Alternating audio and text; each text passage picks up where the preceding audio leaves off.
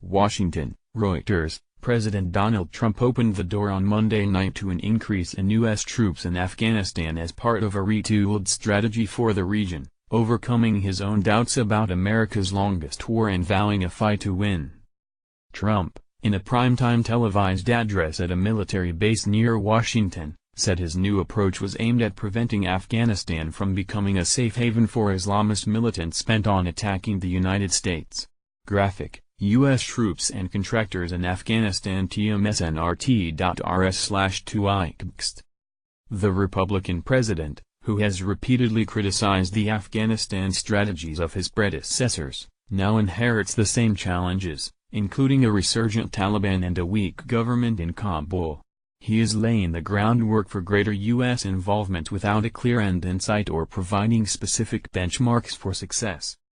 In a speech with few details, Trump did not specify how many more troops would be added, gave no timeline for ending the U.S. presence in Afghanistan, and put pressure on Pakistan, India and NATO allies to step up their own commitment.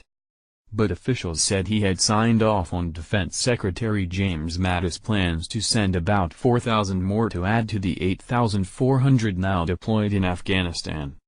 He warned U.S. support was not open-ended. "Our support is not a blank check," and insisted he would not engage in nation-building, a practice he has accused his predecessors of doing at huge cost.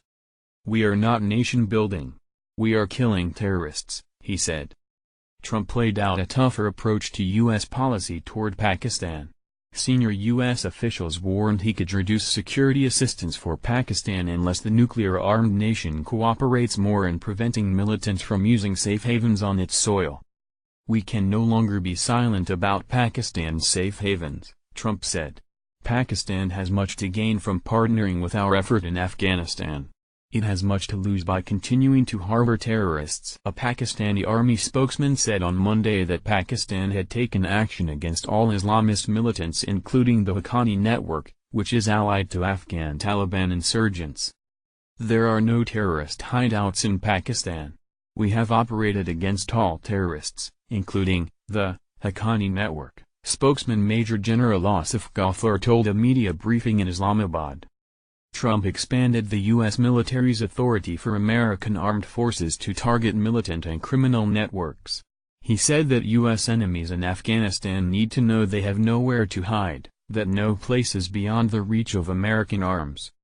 "Our troops will fight to win," he added. 1A. U.S.-led coalition invaded Afghanistan and overthrew the Islamist Taliban government for harboring al-Qaeda militants who plotted the September 11 attacks. But U.S. forces have remained bogged down there through the presidencies of Republican George W. Bush, Democrat Barack Obama and now Trump. About 2,400 U.S. forces have died in Afghanistan since the invasion. Past skepticism. The speech came after a months-long review of U.S. policy in which Trump frequently tangled with his top advisers on the future of U.S. involvement in Afghanistan, where Taliban insurgents have been making territorial gains.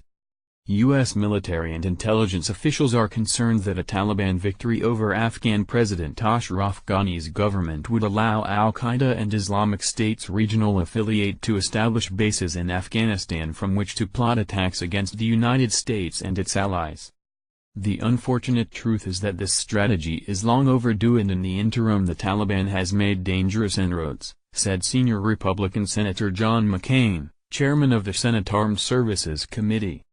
The Republican president overcame his own skepticism about the war that began in October 2001 after the September 11 attacks on the United States. He said repeatedly on the campaign trail last year that the war was too costly in lives and money. "My original instinct was to pull out," he said in his speech, but added he was convinced by his national security advisers to strengthen the U.S. ability to prevent the Taliban from ousting the U.S.-backed government in Kabul. Trump's speech came as the president tries to rebound after he was engulfed in controversy for saying both sides were to blame for violence between white supremacists and counter-protesters in Charlottesville, Virginia, earlier this month. In an allusion to the Charlottesville uproar, Trump said, "We cannot remain a force for peace in the world if we are not at peace with each other." Trump also said the United States wanted India to help more with Afghanistan, especially in the areas of economic assistance and development. He made clear his patience had limits in support of the Afghanistan government, saying Kabul needed to increase its cooperation in order to justify a continued American commitment. Trump said it could be possible to have a political